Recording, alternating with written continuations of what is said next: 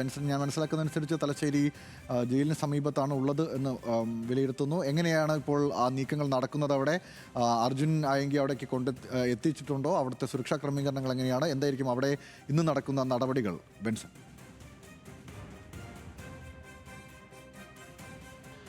ഗൗതം, അല്പസമയത്തിനുള്ളിൽ തന്നെ തലശ്ശേരിയിലെ സ്പെഷ്യൽ സബ് ജയിലിലേക്ക് അർജുനായെങ്കിയെ എത്തിക്കും. അവിടെ നിന്നും മജിസ്ട്രേറ്റിന്റെ വസതിയിൽ നിന്നും, കൂത്തുപറമ്പിലെ മജിസ്ട്രേറ്റിന്റെ വസതിയിൽ നിന്ന് അല്പസമയം മുമ്പ് ഇറങ്ങിയിട്ടുണ്ട്. അപ്പോൾ അല്പസമയത്തിനുള്ളിൽ തന്നെ ഇവിടേക്ക് എത്തിച്ചേരും. 14 ദിവസത്തേക്കാണ് റിമാൻഡ് നൽകിയിരിക്കുന്നത്. അതിൽ ഏറ്റവും പ്രധാനപ്പെട്ട കാര്യം, പ്രതിഭാഗം ഇത്തരത്തിൽ ജാമ്യ ഹർജി നൽകിയില്ല എന്നുള്ളത് തന്നെയാണ്. അതായത് പ്രതിഭാഗം, അതായത് അർജുന്റെ അഭിഭാഷകൻ ജാമ്യ ഹർജി നൽകാതിരുന്നത് കൊണ്ട് തന്നെ റിമാൻഡിൽ പോവുകയും അതോടൊപ്പം തന്നെ ഊന്നുങ്കൽ പോലീസിന് അർജുനെ കസ്റ്റഡിയിലെടുക്കാൻ സാധിക്കാത്തൊരു സാഹചര്യവുമാണ് ഉണ്ടായിട്ടുള്ളത്. അതുകൊണ്ട് തന്നെ അവരുടെ തുടർ നടപടികൾ, അതായത് കോതമംഗലത്തെ 3 കേസുമായി ബന്ധപ്പെട്ട തുടർ നടപടികൾ വൈകും എന്നുള്ളതാണ് അതുമായി ബന്ധപ്പെട്ട് നമുക്ക് മനസ്സിലാക്കാൻ സാധിക്കുന്നത്.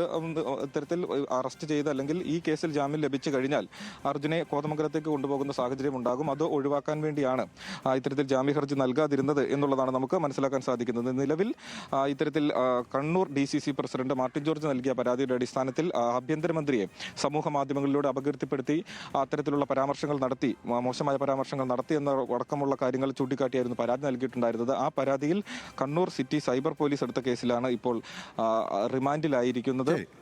14 ദിവസത്തേക്കാണ് റിമാൻഡ് ചെയ്തിട്ടുള്ളത്. ഈ കേസുമായി ബന്ധപ്പെട്ട് ജാമ്യമില്ലാ വകുപ്പുകൾ ഉൾപ്പെടെ അന്വേഷണ സംഘം ചുമത്തിയിട്ടുണ്ടായിരുന്നു. കലാപാഹ്വാനം ഉൾപ്പെടെയുള്ള വകുപ്പുകൾ ചുമത്തിയായിരുന്നു കേസ് രജിസ്റ്റർ ചെയ്തിട്ടുണ്ടായിരുന്നത്. അതിന്റെ അടിസ്ഥാനത്തിലാണ് തുടർ നടപടികളിലേക്ക് കടന്നിട്ടുള്ളത്. അല്പസമയത്തിനുള്ളിൽ തന്നെ ഈ ജയിലിലേക്ക് അർജുനായെങ്കിയെ എത്തിക്കും. ഈ കേസുമായി ബന്ധപ്പെട്ട് അർജുനായെങ്കിയെ സഹായിക്കാൻ ശ്രമിച്ചിട്ടുള്ള പരമാവധി ആളുകളെ കസ്റ്റഡിയിലെടുക്കാനും അറസ്റ്റ് രേഖപ്പെടുത്താനുമുള്ള ശ്രമമാണ് നിലവിൽ ഇപ്പോൾ പോലീസിന്റെ ഭാഗത്തു നിന്നും സമാന്തരമായി നടക്കുന്നത് എന്നുള്ളതാണ് നമുക്ക് മനസ്സിലാക്കാൻ സാധിക്കുന്നത്. അർജുനായെങ്കിയെ ഒളിവിൽ കഴിയാൻ സഹായിച്ച ആളുകളെ, അതോടൊപ്പം തന്നെ മറ്റ് സഹായങ്ങൾ ചെയ്ത ആളുകളെ, അതോടൊപ്പം ഈ സമൂഹ മാധ്യമങ്ങളിൽ പോസ്റ്റ് ഇട്ടത് അർജുനായെങ്കി അല്ല, മറ്റ് ചില ആളുകളാണ് എന്നടക്കമുള്ള വിവരങ്ങൾ ഇപ്പോൾ പുറത്തു വരുന്നുണ്ട്. അപ്പോൾ ആ നിലയ്ക്ക് അർജുനായെങ്കിയെ സഹായിച്ചിട്ടുള്ള മറ്റാളുകളെ കസ്റ്റഡിയിലെടുക്കുകയും അവർക്കെതിരെ തുടർ നടപടികൾ സ്വീകരിക്കുകയും ചെയ്യുന്ന കാര്യങ്ങളിലേക്കാണ് അന്വേഷണ സംഘം ഇപ്പോൾ പോയിട്ടുള്ളത്. ഇതിൽ ഏറ്റവും പ്രധാനപ്പെട്ട കാര്യം എന്ന് പറയുന്നത്, കഴിഞ്ഞ 4 ദിവസത്തോളം അല്ലെങ്കിൽ ഒരു 5 ദിവസത്തോളം കേരള പോലീസിനെ ഒന്നടങ്കം അക്ഷരാർത്ഥത്തിൽ വട്ടം ചുറ്റിക്കുന്ന ഒരു സാഹചര്യമായിരുന്നു അർജുനായെങ്കിയുടെ ഭാഗത്തു നിന്നും ഉണ്ടായിരുന്നത്, അവരുടെ പ്രവർത്തനങ്ങളുടെ ഭാഗത്തു നിന്നും ഉണ്ടായത്. അതുകൊണ്ട് തന്നെ പോലീസിനെ സംബന്ധിച്ചിടത്തോളം അഭിമാനപൂർവ്വമുള്ള ഒരു അഭിമാനത്തോട് കൂടി തന്നെ